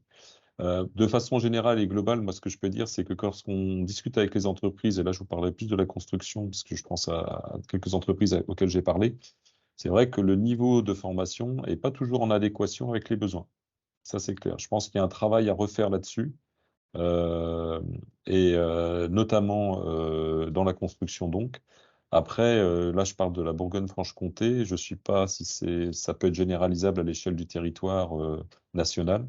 Mais c'est vrai qu'on voit qu'il y a une inadéquation en fait entre le niveau attendu pour un métier ou pour une qualification dans l'entreprise et la réalité de l'offre sur le territoire.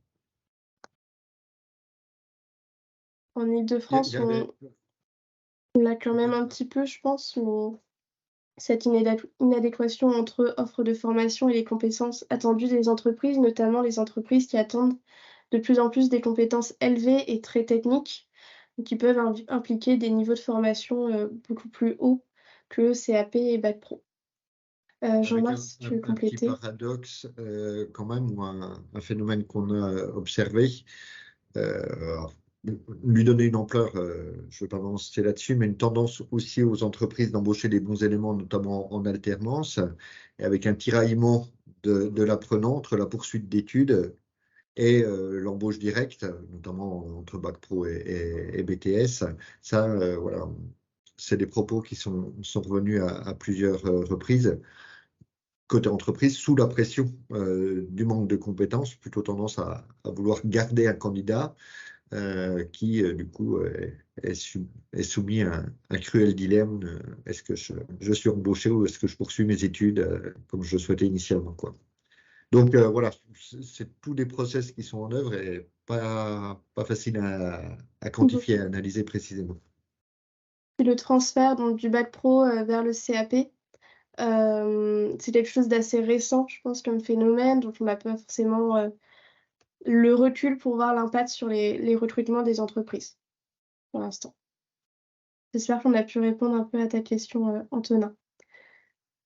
Alors, je continue les questions dans le chat. Donc, a-t-il été pris en compte les acteurs locaux, SIAE, des deux territoires qui accompagnent des personnes éloignées de l'emploi? Les entreprises sont-elles prêtes à transmettre leur savoir vers ce public? Dans les groupes de travail, c'était une piste envisagée. En fait, alors, on n'a pas interrogé de SIAE spécifiquement dans le cadre de l'étude, et à ma connaissance, il n'y en a pas qui interviennent dans les segments de la filière, mais parmi les pistes de diversification des recrutements, c'est un vivier qui a été clairement identifié. Après, dans les plans d'action, on va voir jusqu'où on va sur ce sujet-là. On parlait tout à l'heure, je crois, de l'agriculture. Je sais qu'il y a, je crois que c'est dans la Nièvre, un GEC viticulture qui a ouvert, en fait, pour faire répondre aux tensions de recrutement dans ce domaine-là.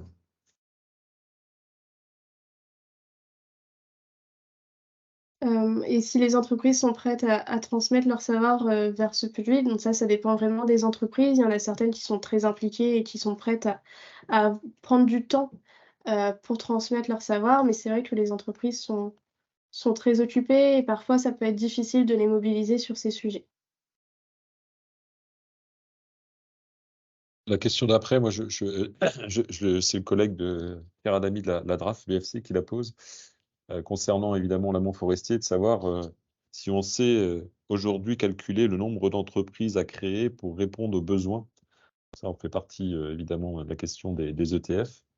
À ma connaissance, non, Pierre, pour répondre simplement.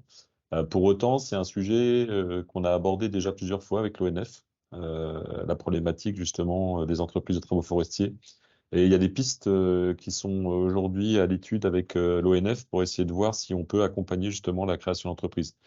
Donc, je ne sais pas quel serait le nombre d'entreprises à créer pour pouvoir répondre aux besoins. Je pense qu'il sera particulièrement élevé parce qu'aujourd'hui, je crois que c'est l'ONF a assuré 46% de ces chantiers et n'est pas capable de faire plus avec justement la problématique du peu d'entreprises de travaux forestiers disponibles. Mais voilà, on peut imaginer, je l'espère, que c'est un nombre relativement élevé et que justement on est en train de discuter avec l'ONF de mettre en place un dispositif pour accompagner la création d'entreprises de travaux forestiers. J'espère que j'ai répondu à ta question. Et c'est un sujet on a bien abordé aussi en groupe de travail. Et c'est une des prises de conscience et un des axes aussi de se dire qu'avant l'emploi, il faut qu'il y ait des entreprises qui sont en capacité de les accueillir. Et du coup, la question de la pérennité de ces entreprises. Et donc de comment est-ce qu'on soutient et la création et le maintien et la transmission des entreprises sur le marché, quoi. Donc on retrouvera quelques actions dans le plan d'action en lien avec ce sujet. Il y a Delphine qui me demandait si on pouvait donner la parole à Natacha Carré qui voulait intervenir sur un des sujets qui a déjà été abordé. Si tu peux, Jade, j'ai essayé, Oui. mais je ne suis pas sûr de pouvoir le faire. Merci. Bien sûr. Bah, je vais désactiver le micro et après, on va peut-être repasser aux questions à l'oral parce que je vois que 2 personnes ont levé la main pour prendre la parole. Donc, ce serait bien pour finir le webinaire parce que là, dans la conversation, je vois qu'il y a beaucoup d'informations. Donc, n'hésitez pas à répondre directement aux personnes et prendre contact. Natacha, tu peux ouvrir ton micro. Eh ben oui, c'est bon. Bonjour à tous. Alors, je prends juste rapidement la parole pour répondre à Madame Boula-Corny parce que je m'occupe avec le groupe emploi formation de FIBOA France et moi en particulier de ce qu'on appelle l'espace recruteur ou la bourse d'emploi. Olivia a mis le lien sur la conversation. Pour faire un petit point là-dessus. Donc, la bourse d'emploi, jusqu'à juin de cette année, on aspirait effectivement des offres d'emploi de la filière forêt-bois sur tout un tas de sites par le biais d'un prestataire qui faisait ça pour nous, mais qui nous a laissé tomber. Donc, on est en train de repartir depuis le début. Donc, ne vous inquiétez pas de ne voir que quelques dizaines, centaines d'annonces en ligne. C'est provisoire. Donc, j'ai eu, on est en lien avec Pôle emploi et notamment Roland Grière, je vois qu'il est dans les auditeurs, qui est le référent national spécifique Pôle emploi, spécifique forêt-bois pour Pôle emploi et qui effectivement est là pour travailler avec la filière sur ce sujet. Donc, ça, c'est vraiment super important et très intéressant. Et donc, les annonces en lien avec la filière forêt-bois vont être aspirées pour être visibles sur le site métier forêt-bois. Et l'idée, c'est aussi que les annonces déposées directement sur le site métier forêt-bois soient aussi inspirées et visibles sur le site de Pôle emploi. Donc, ça va quand même un petit peu améliorer les choses, je l'espère. Après, entre parenthèses, effectivement, à nous de toujours motiver les entreprises à déposer leurs offres. Mais ça, il faut déjà qu'elles sachent qu'elles recrutent. Je ferme la parenthèse. Donc, il y a aussi, effectivement, comme le disait Delphine, un partenariat en cours avec l'ONF pour aspirer également leurs annonces à eux sur cette plateforme. Il y avait à un moment un lien qui avait été pris avec avec l'agriculture recrute, qu'on n'avait pas pu continuer à cause de ce qui nous était arrivé avec ce prestataire, mais on va bien sûr reprendre contact aussi pour que les annonces en lien avec la forêt de l'agriculture recrute soient également échangées. Donc on évolue vraiment et je pense que cette bourse d'emploi, elle est intéressante. Pas forcément, elle ne va pas prendre la place de Pôle emploi, bien entendu, mais ça permet peut-être à des entreprises qui ont un arriéré avec Pôle emploi ou quoi, de pouvoir déposer leurs annonces sur la bourse d'emploi directement parce qu'elles pensent que c'est mieux pour elles, mais ces annonces apparaîtront sur les statistiques de Pôle emploi. Et ça, c'est vraiment très important. La deuxième toute petite chose, j'en ai parlé il y a 5 minutes, c'est qu'il existe un groupe emploi formation au sein de FIBOA France, avec des chargés de mission qui travaillent sur ce sujet plus particulièrement et qui, ont chacun dans leur région des outils pour parler des métiers, qui peuvent également, je ne sais pas si vous m'entendez toujours, oui, Oui. Enfin, il peut y avoir des outils mis en commun également, mais enfin, il y a des choses qui se font aussi et qui peuvent être envisagées par le biais de ce groupe-là. Je pense, enfin, Jade, t'en fais partie, moi aussi, et c'est vraiment aussi un outil à utiliser, à mon avis. Voilà. C'est tout ce que je voulais dire, mais c'était pour bien préciser sur ces deux sujets-là. Merci beaucoup, Natacha. Oui, en effet, je fais partie aussi du groupe emploi, formation et attractivité du réseau FIBOIS. Donc, en fait, tous les FIBOIS, c'est une problématique qui est importante pour nous, l'attractivité. Et on essaye vraiment de contribuer à notre niveau le plus possible pour essayer de revaloriser les métiers, faire des actions ensemble et attirer plus de jeunes et de reconversion de tous les publics vers notre belle filière. Donc ça, c'est quelque chose, enfin, tous les FIBOIS, en tout cas, sont mobilisés sur ce sujet. On va finir avec les questions à l'oral. Donc, je vois qu'il y a Cyril Siminger qui veut prendre la parole. Donc, j'ai débloqué votre micro. Vous pouvez prendre la parole. Et ensuite, Roland Grière, on traitera Bonjour. votre question aussi. Bonjour. Donc Cyril Siminger, Acto Bourgogne-Franche-Comté, donc des opérateurs de compétences de la filière. Merci déjà pour effectivement cette présentation assez détaillée, je trouve très bien synthétisée sur les problématiques qui se posent aux entreprises que nous accompagnons tous les jours. J'avais une information, une question. L'information, c'est que nous avons un EDEC en cours aujourd'hui avec 4 régions, dont Île-de-France et la Bourgogne-Franche-Comté. Donc, nous avons mobilisé des fonds État pour un certain nombre d'objectifs, alors qui ne sont pas, comme précédemment, liés finalement au financement directement de formation, mais par contre, qui peuvent accompagner, j'ai vu à un moment donné qu'on évoquait les open badges ou les micro-certifications, qui peuvent être dans l'accompagnement justement de création d'ingénierie de formation nouvelle, pour répondre aux besoins des entreprises, notamment ce que vous avez évoqué, leur capacité à faire des actions en interne, à travers peut-être la modalité AFEST. Et donc, l'EDEC Bois peut soutenir financièrement ce type d'initiative. Donc, je voulais simplement préciser ça.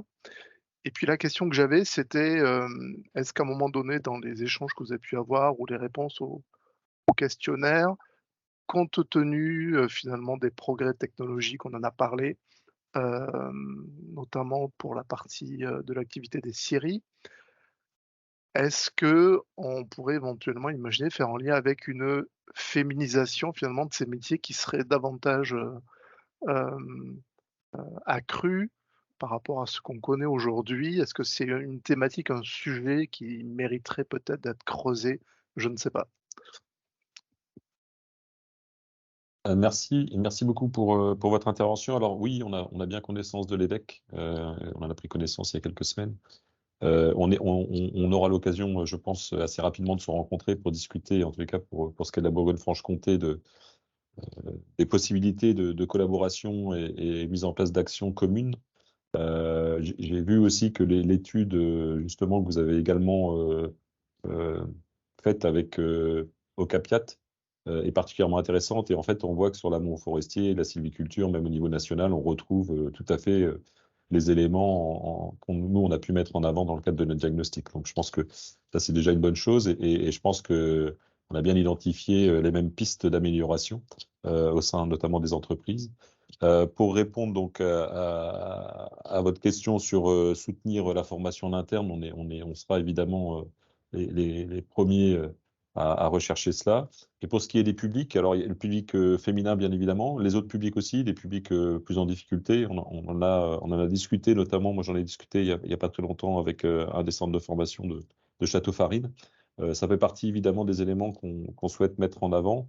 On l'a pas mentionné, mais peut-être qu'on peut, parce qu'on se rapproche tranquillement de la fin du webinaire. On ne va pas s'arrêter évidemment au diagnostic, hein, je pense que vous en êtes bien conscient. Il y a un appel à manifestation d'intérêt, ou un appel à manifestation, oui, d'intérêt, pardon. Compétences et métiers à venir, volet formation, qui est donc le deuxième volet, qui permettra de mettre en place des formations, de répondre notamment aux questions d'attractivité, mettre en place des formations nouvelles avec l'ensemble des acteurs. ça fait partie évidemment des pistes de réflexion qu'on mène à l'échelle de chacun des territoires, mais également à l'échelle des 2 territoires. On va amorcer avec Jade très prochainement des discussions pour voir quelles sont les actions qu'on pourrait mettre en commun. Alors, quand on parle d'attractivité de la filière, je pense que c'est typiquement des choses qui pourraient être développées à l'échelle des 2 régions, voire à l'échelle nationale. Donc, c'est des choses vraiment sur lesquelles il faut qu'on travaille. Donc oui, pour répondre très simplement à votre question, oui, ça fait partie des pistes que l'on va étudier et je serais ravi d'échanger avec vous là-dessus et de voir un petit peu comment est-ce qu'on peut, à l'échelle du territoire BFC, mais également sans doute d'IDF, voir comment on peut utiliser, entre guillemets, l'outil EDEC pour justement tester peut-être des expérimentations dans la mise en place de formations qui pourraient répondre aux besoins de féminisation de la filière et également d'ouverture peut-être plus large à des publics qui aujourd'hui ne sont pas des publics que l'on retrouve.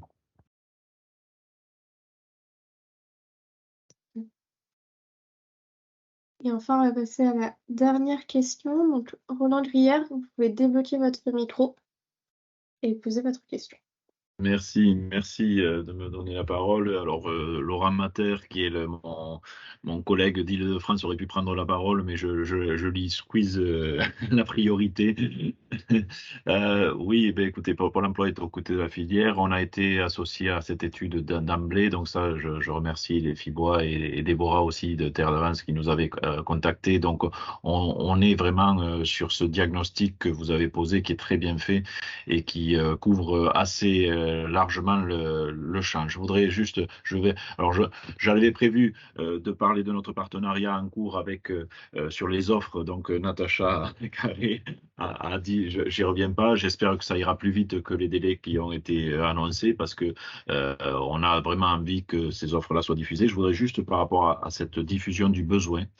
Une offre, c'est une diffusion d'un besoin. Donc, on a vu l'impact que ça peut avoir, notamment au niveau de l'achat de formation, mais également pour le projet d'un demandeur d'emploi en reconversion professionnelle. S'il veut, par exemple, financer un module sur la connaissance des essences de bois avant d'aller faire un CDD quelque part, s'il n'y a pas d'offre, Pôle emploi va dire, ben non, on ne va pas vous financer un module de connaissance générale. En fait, il faut qu'il y ait une connexion vers l'emploi. Donc ça, c'est très important, que tout le relais qui est fait sur les offres, tout le travail qui est fait sur les offres. Et une fois qu'on a fait la diffusion des offres, je parle surtout sur l'amont de la filière. Cette nécessité, elle est impérieuse. Sur l'aval de la filière, sur la construction bois, je vous laisserai vérifier, mais actuellement sur pôle emploi.fr, il y a à peu près 10 000 offres de charpentiers et 10 000 offres de menuisiers. Ça ne résout pas le problème pour autant. Donc, c'est vraiment là, on est sur l'effet inverse d'une pénurie de profils sur des menuisiers charpentiers que le marché n'arrive pas à résorber depuis des années. On est sur des choses assez fortes. Par contre, sur les métiers de sylviculteurs, ouvriers forestiers, opérateurs de scierie, etc., les offres n'existent pas. On ne peut pas véritablement agir sur le marché si on ne connaît pas le besoin. Je rejoins ce qu'avait dit Madame Boulac, c'est vraiment le marché caché ne suffit pas à résoudre le marché. Et dès lors que l'offre est diffusée, et c'est ça que l'action des prescripteurs emploi peut démarrer. Tout ce qui peut être fait en local, tout ce qui est des initiatives qui sont faites pour connaître les métiers, s'il n'y a pas d'offre, on ne pourra pas les présenter. Et c'est ça c'est le cœur du métier. Je rejoins vraiment ce qui a été partagé. C'est le cœur de notre action actuellement. On pourra faire de l'attractivité des métiers, on pourra parler des métiers, mais s'il n'y a pas les offres en ligne, donc voilà, le chantier que mène Natacha Carré, pour moi, il est prioritaire. Et je voudrais juste, et j'ai tellement de choses qui sont en cours, je voudrais juste qu'on travaille vraiment avec la filière sur les 2 axes, c'est-à-dire développer l'attractivité métier et ça, les ouvertures de portes, faire des forums, ça c'est du local, tous les pôles emploi, les 900 agences sont en capacité d'aider la filière pour monter une opération à tout moment et c'est le cœur de métier des agents, hein, donc ils peuvent le faire. Et par contre, sur la connaissance des métiers, ça c'est un travail qu'on fait sur beaucoup de régions. Je tenais vraiment à remercier notamment Fibois. En Aura, il y a eu un kit de présentation des métiers pour les prescripteurs. En Normandie, il y a une réunion qui est prévue dans un mois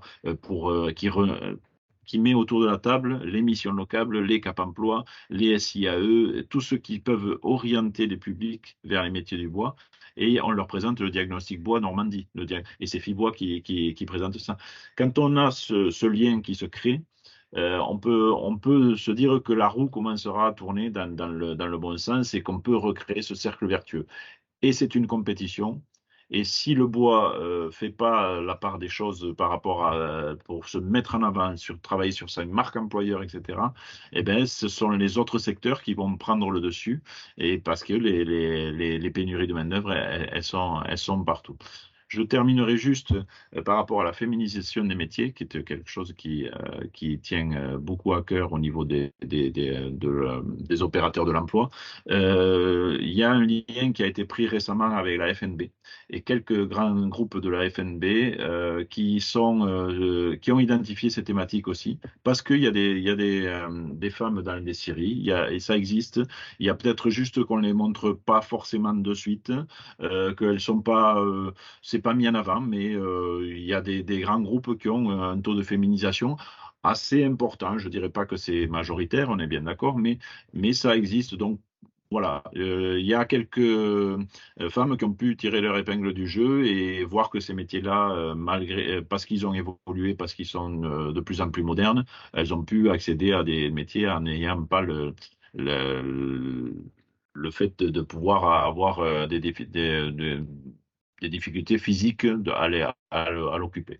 Voilà, donc je tenais vraiment à vous remercier par rapport à cette présentation et vous dire que oui, il y a beaucoup de choses qui sont en œuvre. Je sais que M. Pierre Belsa, on est en lien pour remplir ces formations. J'espère que mon nouveau collègue de BFC va pouvoir vous aider à y travailler dessus. Mais voilà, l'idée c'est que chaque fois que vous avez une difficulté à entrer en contact avec Pôle emploi ou à déposer une offre, il ne faut pas hésiter à m'appeler et on fera le relais avec nos collègues en région. Merci beaucoup, Roland. C'est vrai que nous, on a un travail aussi de communication en fait auprès des entreprises pour qu'elles utilisent beaucoup plus les outils de Pôle emploi. Donc je pense que ça, c'est très important et on essaye d'en parler aux entreprises. Natacha aussi l'a mentionné juste avant. Et sinon, je pense qu'il y a beaucoup de choses à faire à la suite de ce diagnostic avec Pôle emploi au final, parce que vous allez être un acteur clé pour mettre en place les solutions et le plan d'action. Donc je pense qu'il faudra peut-être prendre contact pour voir exactement tout ce qui peut être fait au niveau Bourgogne-Franche-Comté, Île-de-France et aussi les autres régions. Donc, par exemple, présenter le diagnostic, ça c'est quelque chose qu'on peut tout à fait faire pour discuter avec les prescripteurs de l'emploi, les missions locales, et essayer de diffuser le diagnostic, diffuser la bonne parole de la filière et essayer de sensibiliser les prescripteurs qui sont directement au contact des demandeurs d'emploi et qui les connaissent mieux aux possibilités de la filière. Je ne sais pas si que tu es pour Bourgogne, James, est-ce que tu veux rajouter Non, je voulais juste remercier tous les participants, parce que je pense que les échanges ont été particulièrement intéressants. N'hésitez pas, vous aurez, comme l'a dit Jade tout à l'heure, vous aurez le PowerPoint, vous aurez les contacts. N'hésitez pas à prendre contact avec les uns et les autres. On est là évidemment pour vous accompagner, pour discuter. Et puis, comme je l'ai dit, on souhaite évidemment que ce diagnostic ne s'arrête pas là et que les actions soient mises en œuvre. Il y a des possibilités de projets et de financement au niveau national. Je pense que la filière forêt-bois a tout intérêt à se positionner sur l'AMI CMA volet formation. Et donc, voilà, il y a des initiatives qui vont être prises, je pense, dans chacune des régions et en commun. Et donc, on fera sans doute appel à vous à ce moment-là. Si on n'a pas répondu aux questions, n'hésitez pas non plus de nous le transmettre et puis on s'efforcera d'y répondre, que ce soit FIBois Île-de-France, FIBois BFC, le CMQ ou bien Terre d'Avance. Et puis, merci encore énormément pour votre participation, aussi bien dans le cadre de l'étude qu'aujourd'hui durant le webinaire. Je pense que ça a été une belle réussite et je tiens à remercier également Terre d'Avance et puis les FIBois pour m'avoir épaulé dans ce travail assez lourd, c'est le moins qu'on puisse dire, mais en tous les cas qui semble être une bonne réussite. Voilà, merci à tous. Bien. Tout a été dit. Merci à tous pour votre participation. à ce webinaire. Donc, comme ce qui a été dit, j'enverrai le diaporama et vous trouverez tous les contacts, là, les intervenants en copie. Donc, vous pourrez nous contacter et n'hésitez pas. Surtout, ce diagnostic, c'est vraiment pour commencer à mettre en place les solutions, pour voir ce qui existe déjà et ce qu'on peut renforcer. Donc, merci à tous et bonne journée. À très bientôt. Merci beaucoup. Au revoir.